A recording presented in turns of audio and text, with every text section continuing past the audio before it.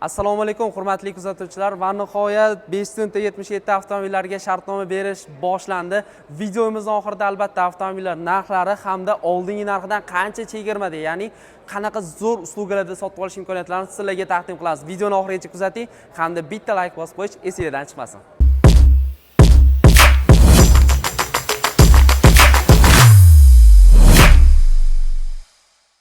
Nimaga videomizni bunaqa tartibda boshladik? Sababi ushbu avtomobillar ana endi xudo xolisa O'zbekistonda yig'ilishi boshlanadi. Ya'ni ushbu avtomobillar hozirda shartnoma ochildi. Oldingi narxidan anchagina foyda edi. Ya'ni 72 million chegirma asosida.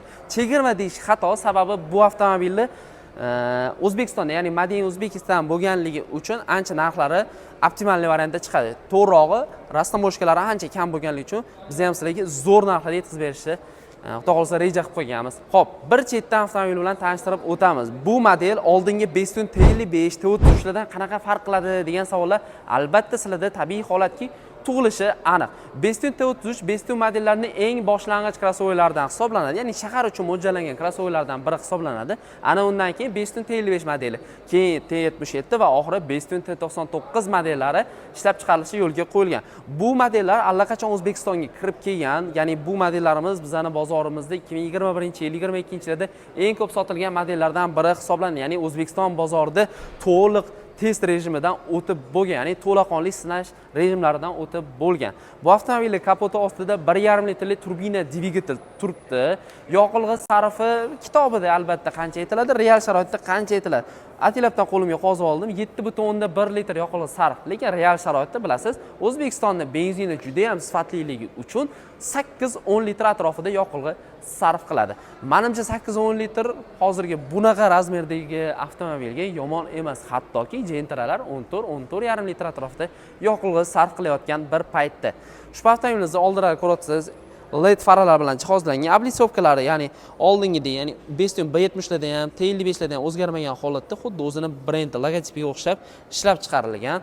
Narxi juda ham chiroyli. Videoni cho'zib o'tirmasdan sizlarga boshida aytib qo'ying, sababi obunachilarimiz sabri mana shunaqa joyda kamlik qiladi. Avtomobilning narxi oldin 327 million atrofida sotilgan avtomobillar ana endi siz 258 million 70 ming so'm evaziga shartnoma olishingiz mumkin. Bo'lsa obunachilarimizga bo'lsin. Agar oldindan 100% to'laydigan bo'lsangiz, yana 8 milliondan oshiq chegirma qilib beriladi.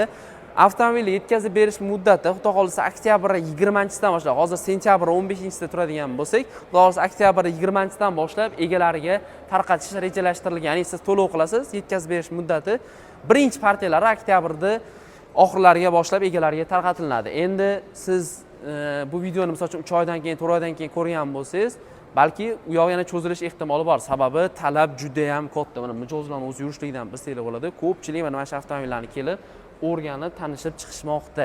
Endi sekin-sekin buni yon taraflariga ham o'tamiz. Ko'rayotgan bo'lsangiz 360 gradus kamera bu avtomobilimizda bor. Diska balonlariga ham alohida to'xtalamiz. 225-45-19.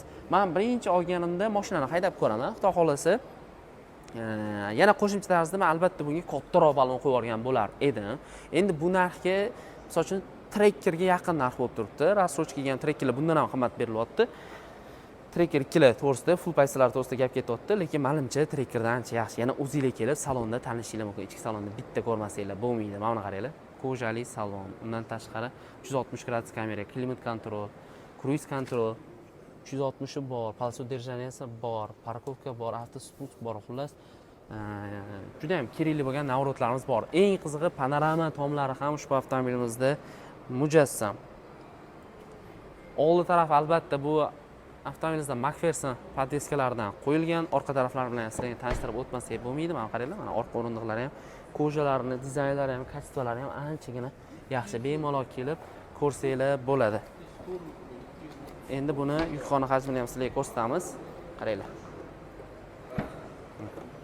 Yukxona hajmi ham o'zini огнетушитель o'sha kerakli bo'lgan mashinani tortib. Bittada ko'rsataylik, sababi ko'pchilik, hattoki men o'zim ham birinchi marta ochib ko'raman ichida nima bor ekan. Bismillahirrohmanirrohim. Mana огнетушитель, znak, mana qanaqalari. Aptechkasi shekil. Aptechka ekan, kiyim anonsi chiqar ekan. Bestion brendining o'ziniki. Xudo xolasa komplektatsiyasida bu narsalar ham chiqadi. Xo'p, yukxonasi menimcha unaqa kichkina emas. Trekkerlardan anchagina katta.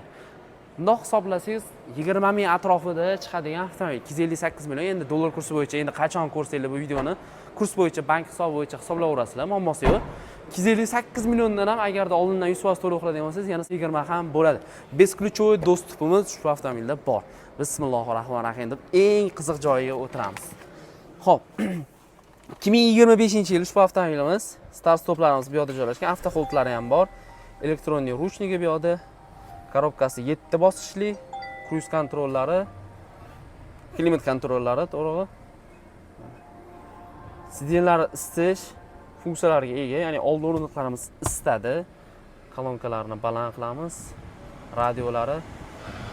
Radiolarni nastroyka qilish kerak ekan. Buni pasaytiramiz. O'chirib qo'yadigan bu yerda. Yo'q, knopkalarni ham lekin ancha yumshoq chiqibdi oldingilardan ko'ra. Xo'p, panoramasi ko'rayotgan bo'lsangiz, to'liq panorama. Panoramalari ham zo'r variant qilib qo'yilgan. To'g'risi, menimcha bunaqa narxlarga, bunaqa ko'rinishda avtomobillar topish bozorda anchagina qiyin.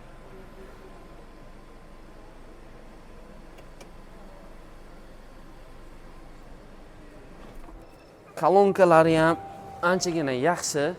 Buni bemalol kelib, bitta salonda tanishib, haydab ko'rsanglar ham bo'ladi. To'g'risi, test drive'ga ham bitta qilib beramiz. Kelib tanishib, yoqsa xarid qilish imkoniyati bor. Undan tashqari, xohlasa keyingi videolarimizni ham kuzatadigan bo'lsanglar, yana O'zbekistonda qanaqa avtomobillar yig'ilishi to'g'risida video ham qilamiz. Unda bundan ham boshqa turda, ya'ni Bestune B70 2025 restyling komplektatsiyasini taqdim qilamiz. Undan tashqari Ailo Shine degan modelimiz bor. 208 million atrofida narx chiqadi. Juda ham kompaktli variantda narx chiqadi. Xohlasa ularni ham sizlarga obzorda ko'rsatib o'tamiz. Hozirda bu avtomobilimiz narxi 258 million 70 ming so'm. Bemalol avtosalonimizga kelib, ko'rib, haydab ko'rib, test drive qilib, yoqsa shartnoma olishingiz mumkin. Xudosi oktyabr oxiridan boshlab birinchi partiyalar yetib kelish boshlanadi. Oq hamda qora ranglari keladi. Pastdagi nomerlarga telefon qilib, yana to'liq ma'lumot olsanglar bo'ladi. Xudosi sizlarga hamma ma'lumotlarni tashab berishadi. Test drive'ga faqat kelishingizdan oldin telefon qilib, yozilib kelishinglarni so'rab qolamiz. Sababi ob-havo sharoiti ham test drive'imizga bog'liq bo'ladi. Ya'ni qor yog'ib ketsa, anaqa bo'lsa, test drive'ga avtomobil chiqara olmay qolishimiz mumkin. Shuning uchun telefon qilib, ogohlantirib, bemalol showroomimizga tashrif buyursanglar bo'ladi. Hammanglarni avtosalonda kutib qolamiz. YouTube kanalimizga obuna bo'lib qo'yinglar. Xudo xolisa bundan ham zo'r videolarni sizlarga taqdim qilishda davom etamiz.